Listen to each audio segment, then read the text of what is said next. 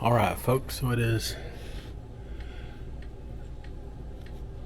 the 117th day of the year. And as you can see, it's just about 5 a.m., 15 till 5 in the morning.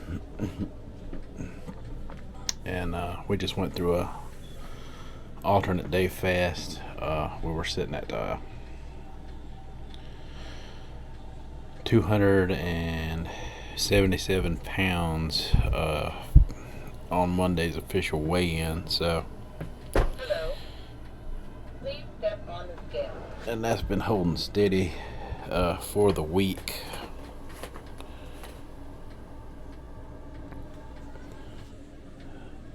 So we're gonna do the scale. Your weight is 273.4 pounds.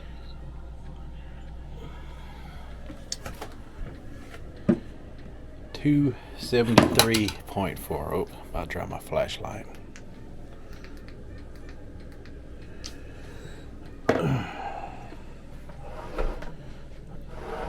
$273.4. So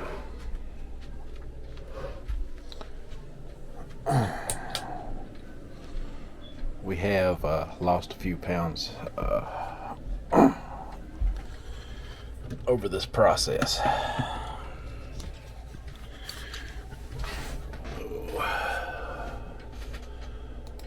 So let's see. I'm gonna calculate it real quick because my brain don't work that fast in the morning.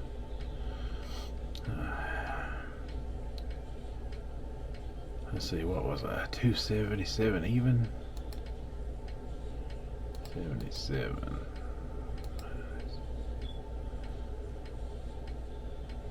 Two, three, four. Okay, that's 3.6 pounds, 3.5 pounds lost just by implementing the alternate day fast in with my intermittent fasting protocol.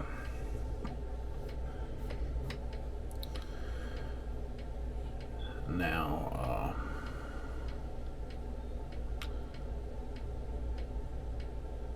I think it's important to note that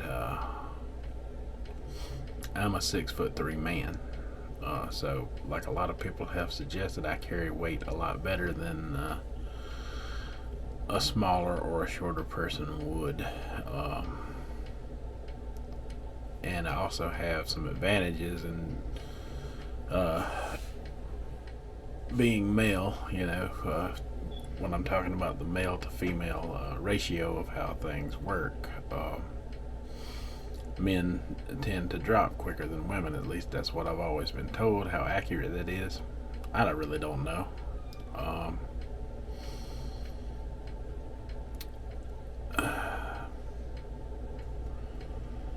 But I think there is an advantage there that men have over women when it comes to dropping weight. So when I see a 3 to 5 pound drop, it may be different for others, or they may have to go longer in order to achieve, pretty good results on the scale.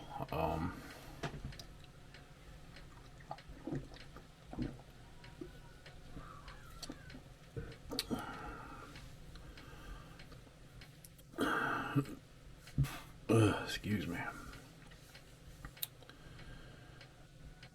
Also, another thing that I do is I drink black coffee in the morning. I haven't had my cup yet, but I will have one.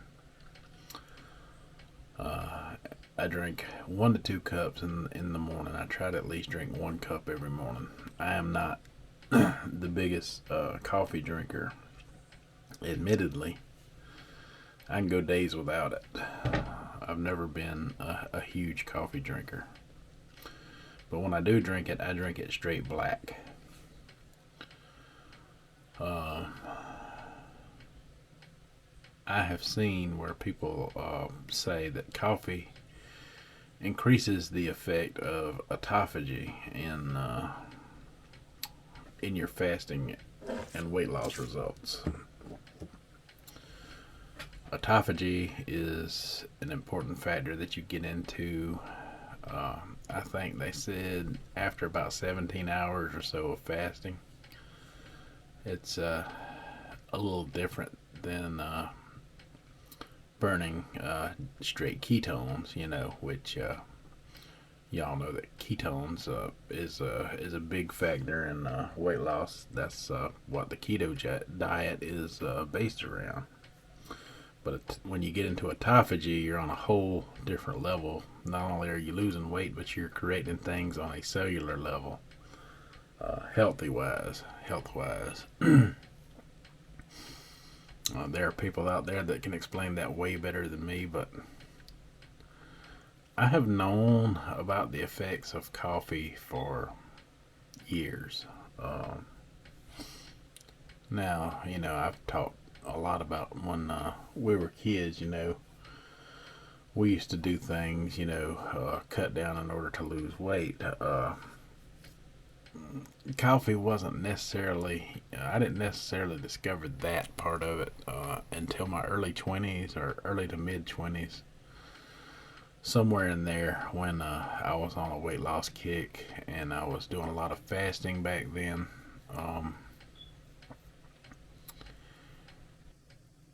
I discovered, coffee was a powerful weight loss booster back then. And I also learned back then not to overdo it on coffee. I have had a coffee overload, and that will increase you to the point where you, in your hunger, where you get the shakes. You start shaking uncontrollably, and you get the undesired hunger like you would not believe. It is a very uncomfortable, scary feeling where I have hit the break room and the snack machine and gorged on snacks and stuff, trying to get rid of that feeling. And that's how you get rid of it, eating a lot of sugar, because you definitely have some kind of sugar issues going on when you get to that point in your fasting. So you got to be careful. I've kind of mastered this craft a long time ago. So 1 to 2 cups of caffeinated coffee in the morning. Then if you're going to drink any at night, switch to decaf. Decaf has the same effects on autophagy as regular caffeinated coffee. But you want to keep that in mind if you're going to put coffee into your protocol. But coffee is a booster.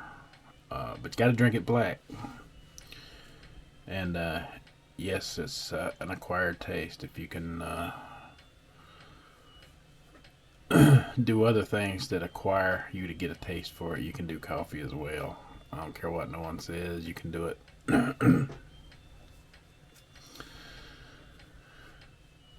But I like the results that I'm getting from this. I feel like I'm going to reach my goal doing it this way. I don't have to get into any longer fast than these over 40 hours that I'm putting into them now.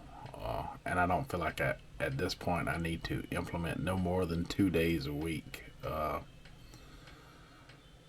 Sure, you're going to experience a little bit of gain off of when you go off of the ADF. I think it's important to experience those as well. From my experience so far, I touched on this yesterday a little bit about how your body has to get used to its new weight drop. And I really overdone things this weekend and only gained 2 pounds off of it. Whereas the previous week I went back up into like 280 even, doing a similar pattern. But to each their own, however you want to do it. Just be careful that you don't overdo it.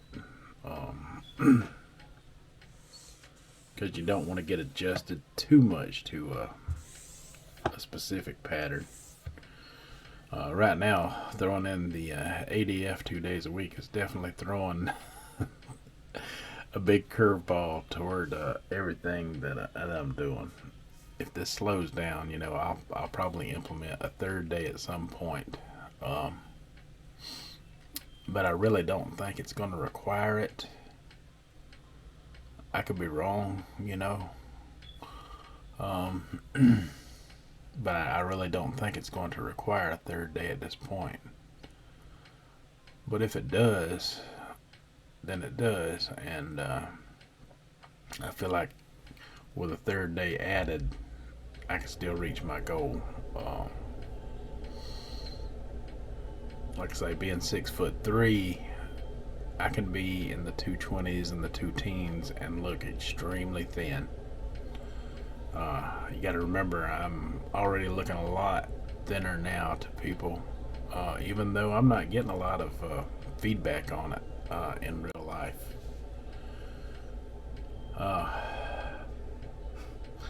What I expect when I do finally start getting some feedback is people are going to start telling you, and this is a pattern that I've noticed through diet over the years. People are going to say, "Oh, you look great. You've lost enough. You don't need to do any more." Even though that you're nowhere near your BMI and you're still considered an unhealthy weight. Don't let people guide you into you've lost enough. No. You set your goal and you stick to that goal. And you tell those people, thank you for the compliments, but I got this. And there's a lot of people in your life who are not going to be willing to put the time and the effort that you do in, and they're going to try to sway you in a different direction to be your old self, because if they don't do it first, then they don't see you do it. They don't see you succeed. They want to be the ones to get that encouragement and be the forefront leader in weight loss, and so they could say, "Oh well, I did it first." I had some family members like this. My own mother was a prime example of this. She used to, and when we'd lose a bunch of weight like this, she'd be like, "Oh, I just lost 10 pounds." Out of nowhere, come up with that. "I lost 10 pounds," and then do a twirl in front of you. Talk about, can you tell? And I'm thinking to myself, no, I can't tell, but obviously I learned over time when things like that occurred, they can tell that you've lost weight when they start talking about their own weight loss. That's when you know they really notice. That's when you know they notice, when they start talking about their weight loss. They know that you've done it. And the best way to handle a situation like that is like, yeah, I can tell. That's what I always say, and just kind of move on and don't say anything else. Just give a brief moment of slight encouragement. Not heavy encouragement, but slight encouragement. And then as a little more time moves on, they'll be like, "You look like you've lost a bunch of weight. How are you doing it?" They always slide that in there. But first they say, "I've lost 10 pounds." And then there's those that are some direct, saying, "Oh wow, you look great. How much weight have you lost? How did you do it?" I'm not getting any of that yet. But the world is not like it used to be.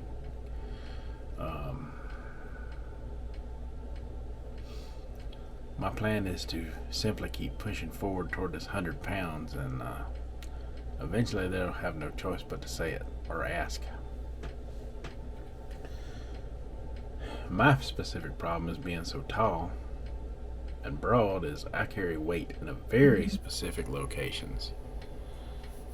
Under the chin here, there was a lot of it, which a lot of that's gone. Under the chin right there and in the belly. And that is starting to go away. It took a while, but it's starting to happen. But anyway, we'll talk to you in a little while when we get woke up. All right, got my son to his day program.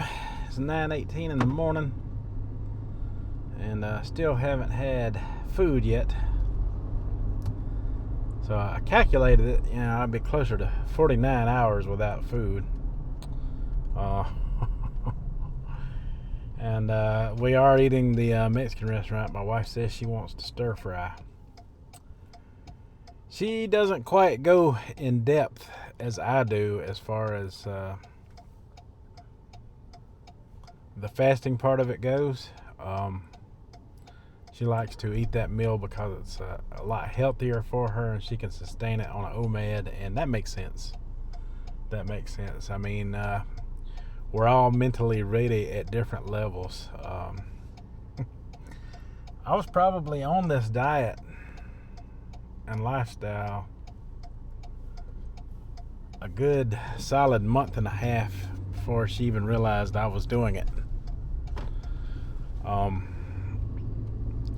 Not that I was trying to hide it or anything. I was just experimenting with it, and I wanted to succeed with it before I started bringing it into everyone else's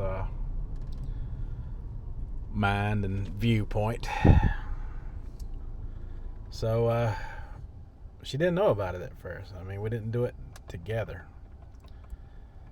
And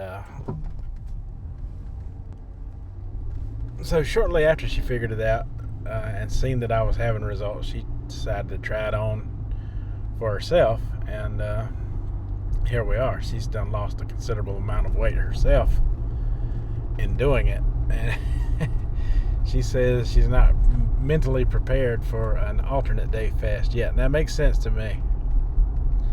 I am way on down the road with it enough to where I can implement that and do fine. I'm doing fine. I like the weight loss that I saw on the scale this morning. By the end of this, I would like to be in the 260s, because I know when I start refeeding between Friday and Monday, I'm going to be back in the 270s for a minute, but for a very little minute. And I hope with next week's alternate day fast, I can get even further into the 260s and start getting my body used to being in that weight range. Wow, what a journey this has been. I saw where Julian Michaels had posted a video in favor of intermittent fasting recently, within the past few days, on her YouTube channel. And you know me, I like to dive into the comment section, and you got some people out there. I mean, she's got more supporters than she's got haters, and she's always going to have supporters. I mean, she's a real popular person, and she's going to have haters. But I noticed most of her haters are from the keto community. About a year or two ago, she put out what she thought about keto, and then said it was just Atkins and stuff like that. And she got attacked by all these top keto influencers. I mean, big time under attack by them. And she still stands by her statement about ketogenic diet. The funny part of it is she invites them all onto her podcast to have a discussion about it, but yet they all posted these videos about it, but none of them will take her up on the offer to go discuss the issue with her. Why not? So she comes out in favor of this intermittent fasting, and a lot of people down there, from the keto community, they're all over the place saying, "Oh, now you're talking about, you didn't like keto, and now you're talking about it to stay relevant. So here's the thing about that. This is what really crawls my skin about that. Is these keto people have talked about intermittent fasting with keto for so long now that they think that that's a part of it. And that's keto. I hate to tell you this, but no. Intermittent fasting is a thing all by itself. And it works with any diet. I mean, the claims out there are unreal. But she is supporting intermittent fasting, and she probably has always known about it.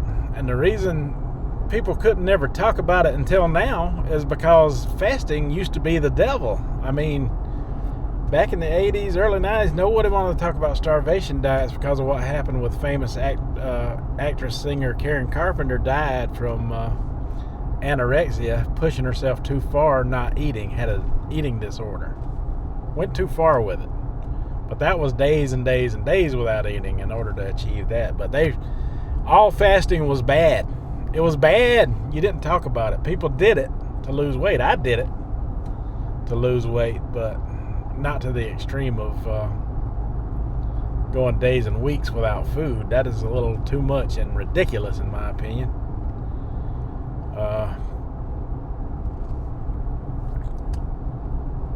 I mean, 7 days tops, I think, is really on the extreme end as you should go. 3 days is even extreme, but I could probably pull off a 3-day. But you got to be careful, folks. I mean, it is kind of dangerous. You got to do it with limitation. So yeah, fasting used to be the devil. So now, the reason Julian is able to talk about it is because of the keto community. They bring it up all the time. Even your main top influencers are bringing up intermittent fasting with keto. The top influencers. So now the cat is out of the bag for everyone to talk about, which is one of the reasons why here I am now. Alright, folks, we'll talk to you in a little while. Right.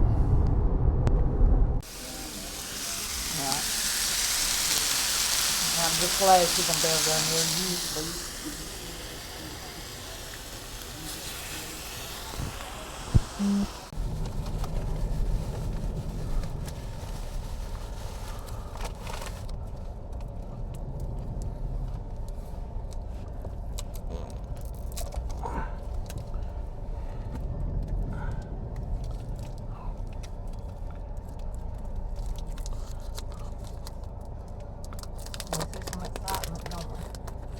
Yeah, people fighting in the middle of the road. In the middle of the road. Huh?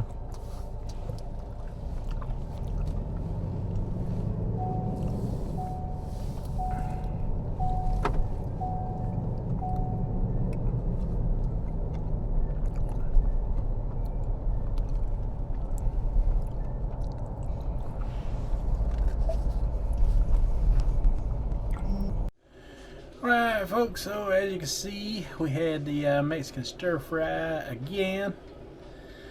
And it was about 50 hours in before I ate. I didn't eat till 2 o'clock, so that's just the way it was.